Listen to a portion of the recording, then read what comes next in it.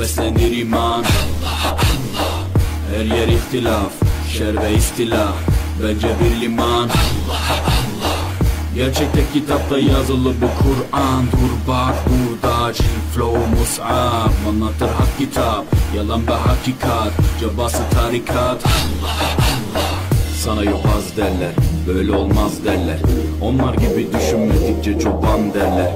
Biz Müslümanız, düşüncemiz hüsnü zandır. Bak istediğin güçle saldır, biz Rabbe müptelayız. İşimde Allah, dilimde Allah, zikrimde Allah, fikrimde Allah, hakkımda Allah, aşkımda Allah, aslımda Allah, kanımda Allah. Hasbi Rabbi Cellallah, ma fi kalbi gayrullah, Nur Muhammed sallallahu.